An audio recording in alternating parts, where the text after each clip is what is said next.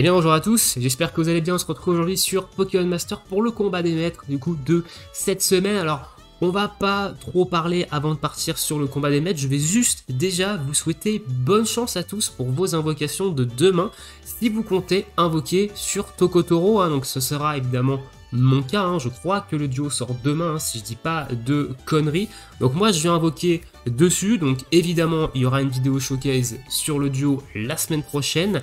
Très certainement, mais déjà, voilà, bonne chance à tous pour vos invocations, et nous, on va aller faire le petit combat des maîtres de cette semaine, voir un peu qu'est-ce qui nous est proposé.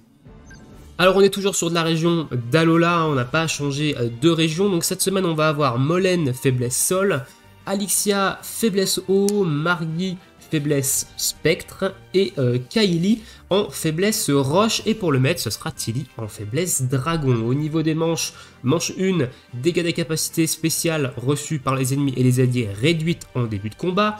La manche 2, c'est des debuffs quand on va mettre des duos KO en face, ou des debuffs chez nous quand on va prendre un KO chez nous. Donc baisse d'attaque, défense, attaque SP, défense P et vitesse sur toute l'équipe. Manche 3, on va avoir une augmentation de la puissance des capacités physiques des ennemis et des alliés qui vont augmenter.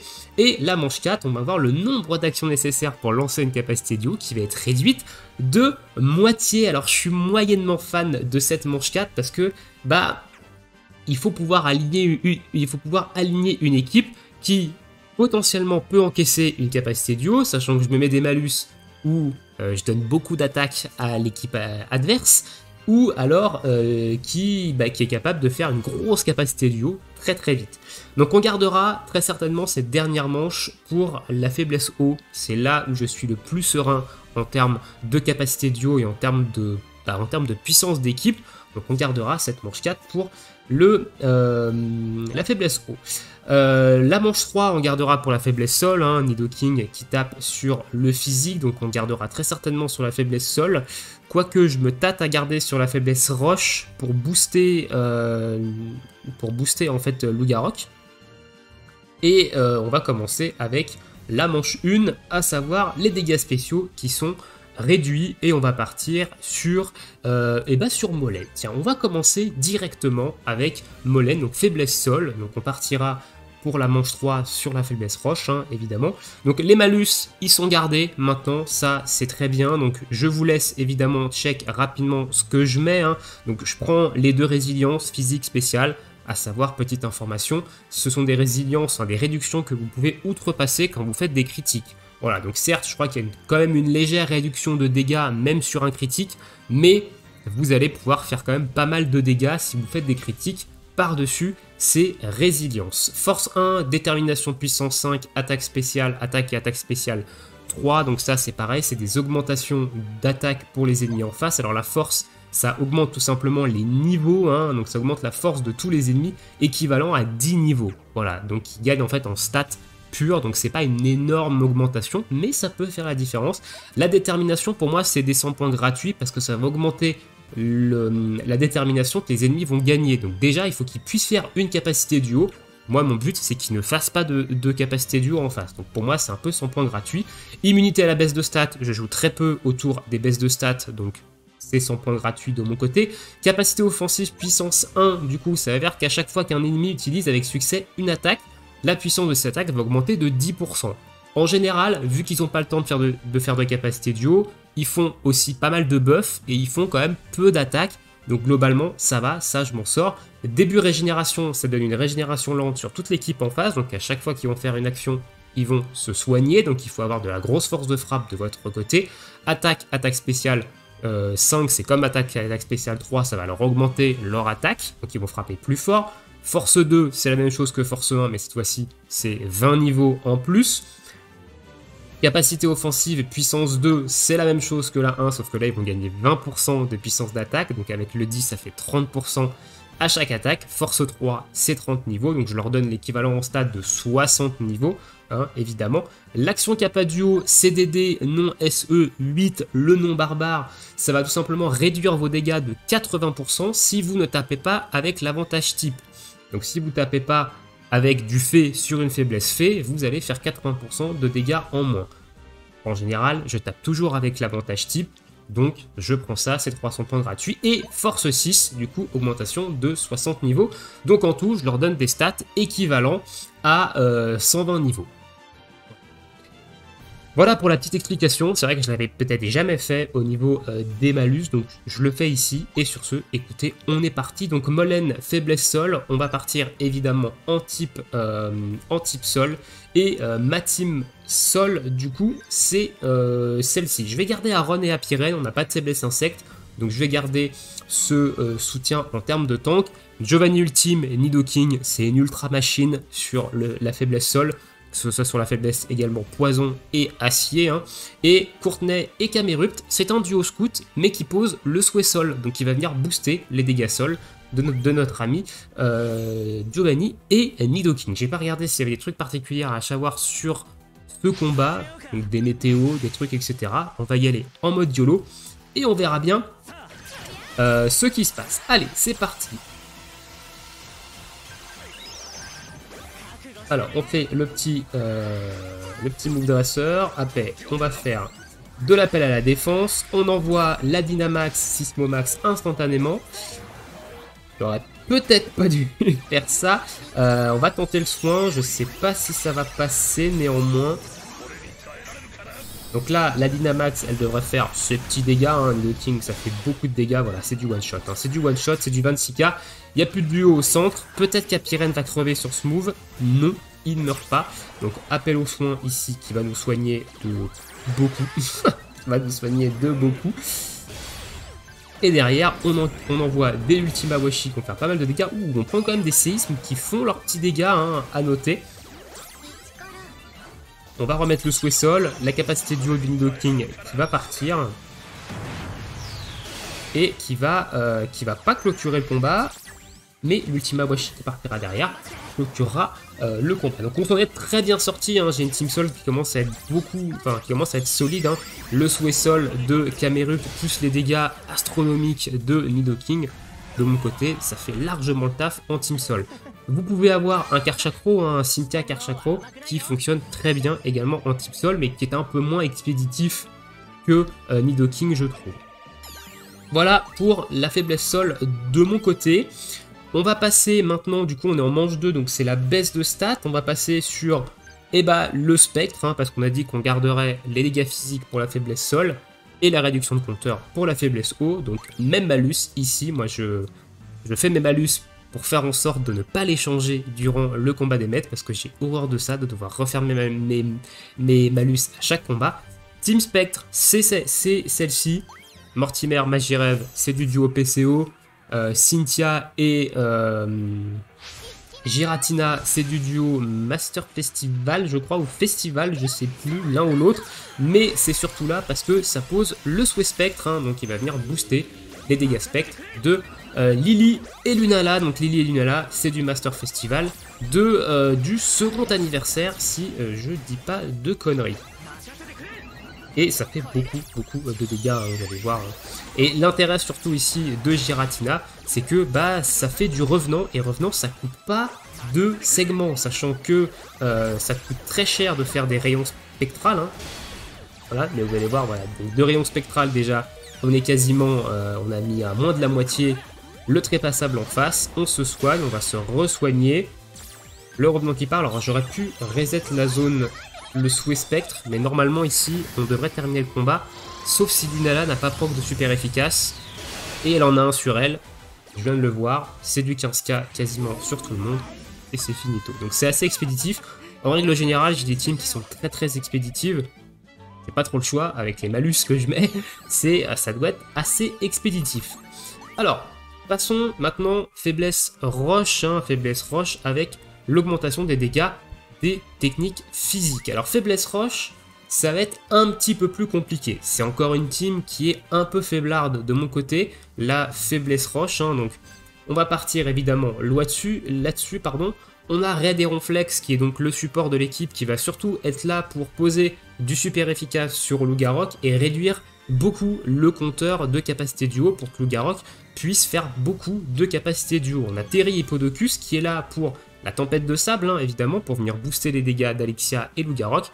Et Alexis et Lugarok, c'est le DPS de l'équipe. Alors c'est un DPS qui date énormément, et j'ai pas mieux actuellement en Team Roche, hein, donc peut-être qu'à un moment donné, il va falloir que je pousse sur quelque chose en Team Roche qui soit intéressant, mais pour l'instant, j'ai pas mieux.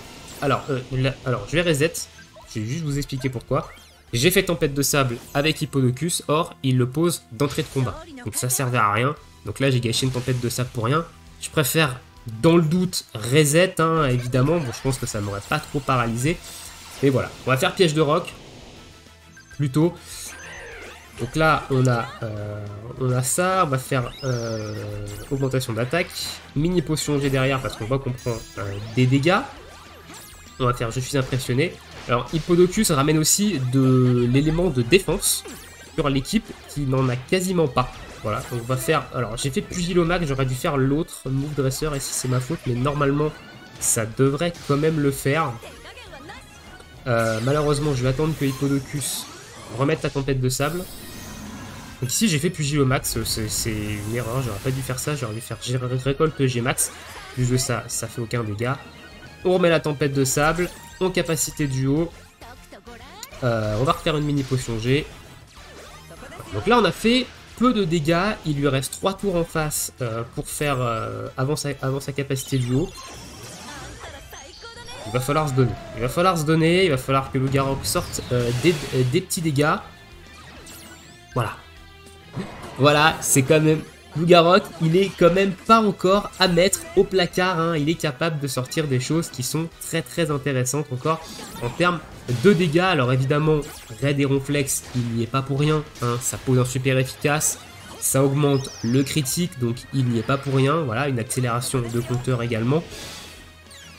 Il y a quand même un facteur support qui est présent, mais du coup, on a quand même des lames de roc qui font globalement le taf. Alors, on est sur un combat des maîtres hein, ici qui est pas non plus d'un niveau très très élevé. Sur des combats des maîtres où c'est un peu plus élevé en termes de... un peu plus récent du moins. Les duos sont un peu plus tanky et le Garok a un peu plus de mal. C'est passé du coup en faiblesse roche. N'oublions pas aussi qu'on a une augmentation de dégâts physiques hein, avec le buff de la manche 3. Passons maintenant la faiblesse eau. Et on va voir un petit peu ce qu'on sort. Parce que faiblesse eau, j'ai l'embarras du choix. Sur la faiblesse eau, j'ai une box eau qui est très fournie. C'est le type dans lequel j'ai le plus d'éléments. Voilà. Donc, on va voir un petit peu ce qu'on va sortir. Alors, est-ce qu'on garde du Chifours, etc. Est-ce qu'on reste comme ça? Honnêtement, je serais tenté de dire oui. On a une réduction de compteur ici, donc il va falloir frapper fort très rapidement. Donc on va rester là-dessus. On va rester là-dessus plutôt parce qu'il nous faut, qu'on tape vite et fort. Donc on va rester sur de la ultra team de bourrin. Allez, c'est parti. Danse pluie, tac tac tac. Donc là on va capacité duo très très rapidement parce que Chifours réduit évidemment le temps avant la prochaine capacité duo hein, également avec son move dresseur. Donc là on va capacité duo très très rapidement et on va capacité duo d'entrée avec Suicune. On va se mettre le boost, on va en profiter pour se mettre le boost de support et pouvoir faire des petits dégâts. Donc les dégâts ne sont pas non plus extraordinaires. Hein. Ici on va Dynamax instantanément avec Chifours et on voit déjà qu'on a du Shuriken qui envoie ses petits dégâts hein, quand même, on va pas se mytho. Et on va spammer évidemment les buffs avec Suicune. Donc là, la Gigamax qui part, hein, donc sur 22k hein, ici. Voilà, donc le duo il a pris Gigatart au centre. Hein.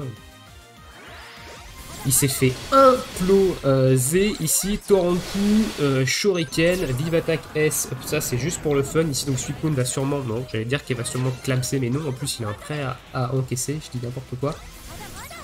Et derrière, boum boum boum, la Vive Attaque S qui fait pas de dégâts parce que c'est du normal. Donc comme on a la réduction de 80% de dégâts, bah, ça fait pas de dégâts. Ma Chifours derrière qui finit le combat. Donc voilà, donc en team O, honnêtement, je suis pas du tout inquiété. J'ai des giga duos qui sont juste très très forts. Donc j'avais pas trop d'inquiétude. C'est pour ça que j'ai gardé cette manche 4 pour la team O. Parce que j'étais sûr que ça allait pas trop m'handicaper la capacité duo rapide. Passons du coup maintenant, faiblesse, dragon au maître cette fois-ci. Alors, est-ce qu'on se tente évidemment de réduire, de réduire la capacité duo ou est-ce qu'on fait autre chose? Écoutez, on va prendre l'équivalent de la manche 4, voilà. Pour ça, on garde les mêmes malus, on va voir un petit peu ce que ça va donner. En termes de Team Dragon, c'est celle-là. Je vais prendre celle-là. Donc on va garder Cynthia et Lucario, on n'a pas de faiblesse combat, j'ai pas de très gros support dragon qui est capable évidemment de porter l'équipe. Et on va capacité duo avec Zygarde. Zygarde, moi ça, je trouve, des gens trouvent que le duo est nul. Moi je trouve qu'il est quand même plutôt fort, hein, honnêtement. Même si on a eu des duos qui sont peut-être plus forts que Zygarde récemment. Moi j'aime bien Zygarde. Honnêtement, il m'a largement carry mes différentes faiblesses. Dragon. Donc honnêtement, j'aime bien. On a beaucoup de réduction de compteurs également sur Lucario. Donc là, on peut capacité duo. Le problème, c'est qu'on n'a pas placé de Myriavague. Donc c'est problématique. Voilà, on va d'abord placer le Carcan. On va capacité duo. Et derrière, on fera de la sanction suprême. Hein, et de la Spatio Rift. Donc là, hop. Ça me permet aussi de mettre plus 2 en critique. Donc là, je vais peut-être pas critique à 100%. Il y a eu des critiques quand même. Il y a eu des petits critiques. Donc là, par contre, il va peut-être capacité duo en face. Non, ça m'étonnerait hein, avec les dégâts qu'on sort ici.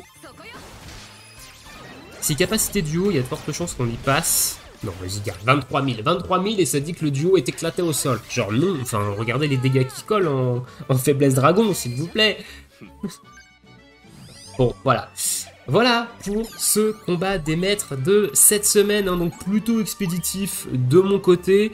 C'était pas, voilà, j'étais plutôt quand même serein hein, globalement sur ce combat des maîtres. Dites-moi dans l'espace commentaire, est-ce que vous avez eu des soucis, vous, de votre côté, sur le combat des maîtres de cette semaine, mode Elite, 12 500 points. Moi, j'attends la semaine prochaine et j'attends surtout la prochaine faiblesse ténèbres, hein, parce que j'ai envie de sortir un duo en faiblesse ténèbres que j'ai sûrement jamais sorti en faiblesse ténèbres d'ailleurs, et je vous laisserai, vous verrez ça quand on aura une faiblesse ténèbres en combat des maîtres, mais je l'ai vu dans ma box ce matin et je me suis dit ah tiens, peut-être qu'un jour il faudrait que je le sorte en faiblesse ténèbres, combat des maîtres, pour le fun. Écoutez, je vous laisse ici pour cette petite vidéo, hein. On se retrouve la semaine prochaine pour du combat des maîtres, pour du showcase de Tokotoro qui sort normalement demain. Bonne chance à tous encore une fois pour vos invocations. Bonne journée, bonne soirée et ciao ciao.